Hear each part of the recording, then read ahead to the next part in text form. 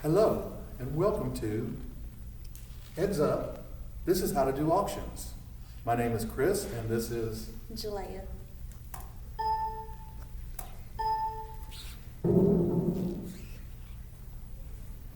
Heads Up and listen. This is how you need to do auctions. You hear me?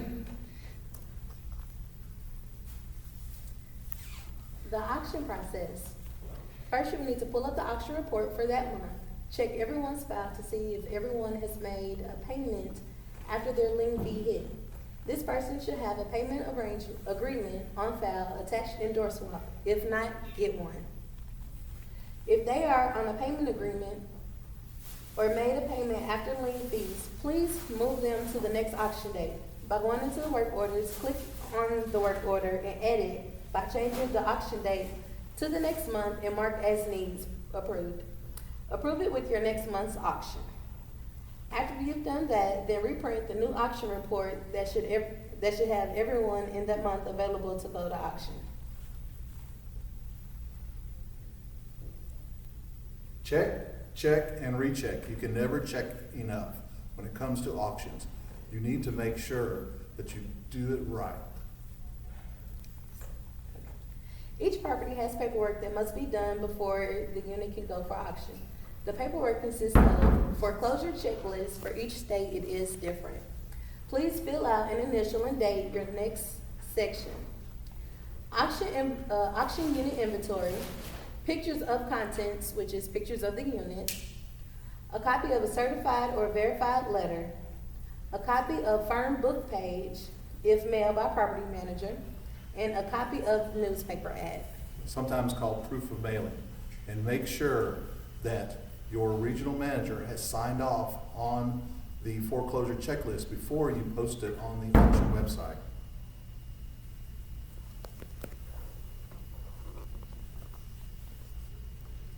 When cutting lots and taking pictures of units, it is very important that you do not do it alone.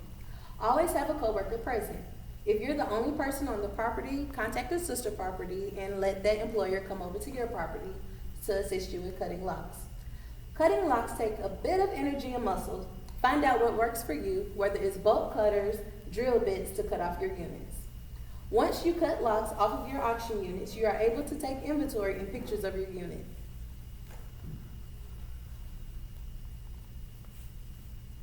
Say cheese, let's take some pictures. We're going to give you some tips on how to take good pictures. Never enter a unit to take pictures. This not only covers you if an incident takes place and the tenant accuses you of stealing, but it also covers the business as well. When taking pictures, please be sure that they are clear, good quality. Remember, we're trying to sell. When taking pictures, be sure to take a picture of the unit number so you won't get them mixed up when you're uploading them. And when you're taking pictures, try and imagine it as a square and convert it into quadrants. Take a picture of each quadrant. Also take close-ups of individual items to help in the selling of the unit.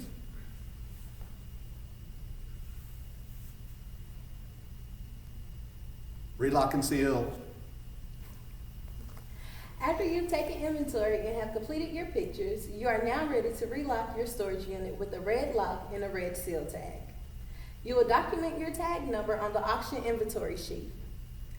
Now, you and the person that are cutting locks and taking pictures need to sign the bottom of the unit inventory sheet. After you have completed this, you're ready to move on to your next unit. Uploading pictures onto the website. After you have completed your auction paperwork and pictures, you are now ready to upload your pictures. To help you with your pictures, make sure that you have a file for each unit and attach each unit to their own folder. After doing that, please attach each file with pictures and all other auction paperwork in a zip folder and attach it to each customer's file and door swap. Pictures should include the contents of the unit. Now, you're ready to go online and post your auction. You will need to know the unit size, the amount owed, along with the unit inventory sheet and pictures. The reason why we want amount owed is so we can see in the long run if we're getting our bang for the buck and our return on investment for using the current website that we're using. Auctions website. When posting for an auction, be sure that you do not include a picture of the unit number. Pay attention to the pictures that you post. Make sure that they belong with the unit that you're posting on auction. If a tenant makes a payment before the auction date, please be sure to cancel their auction. Also, please go to the ASM website and get a copy of the Notice to Buyer rules. Please post this in the additional info on the website box underneath the description of the items. The reason we want to do that is so that we are clear to the buyers the rules of the property and of ASM. Again, if a tenant makes a payment before the auction date, be sure to cancel their auction. Auction date. Remember, the unit isn't sold until you have the buyer's money. Place a charge clean deposit. Prices are between you and your facility. This helps keep your property and unit clean and neat after the buyer leaves.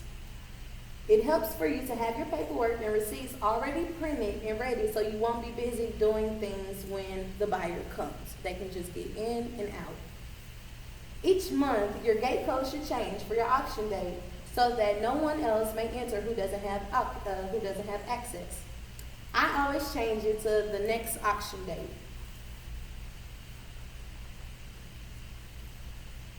Moving them out of the system. After all units have been picked and cleaned, now it's time to move them out of the system. In order to do so, you will need to do the following. Make a payment to their account for the amount that it was sold for, cash only. Payment description will need to say sold at auction.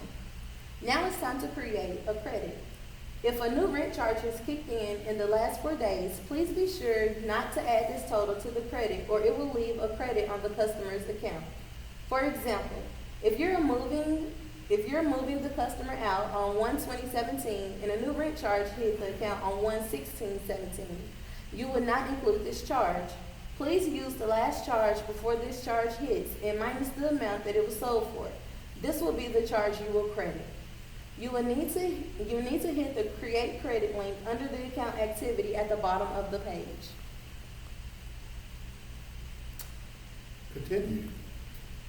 When doing this, there will be 5 steps. The first step, SKU should say bad debt. Use the drop-down box.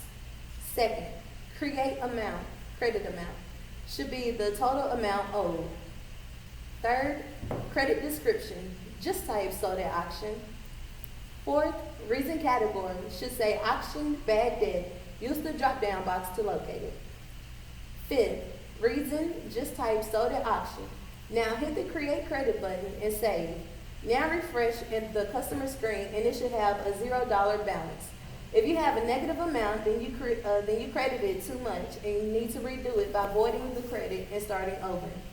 After you have a $0 balance, you may now move the customer out. Make sure the unit is clean and ready to rent. Collections.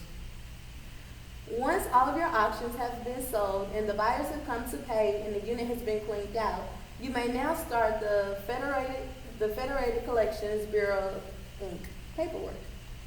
I was taught to have this already filled out with all customers' information and a copy of their lease, ID, and customer information sheet. So once it sells, all you have to do is fill in the sold amount and subtract it from the total due to get the total owed. They must have a lease attached to send to collections. After you've done this, you can now scan the paperwork in with the collection sheet on top, followed by the information sheet, ID, and lease, and save it to the customer's first and last name. Now you're ready to send an email attachment with all the month's collections to the Federated Collection Bureau, Inc. Filing paperwork. After sending them to collections, please file all hard copies in the filing cabinet labeled example, January 2017 auctions. Do not forget to send your general manager, district manager, and regional manager the auction summary.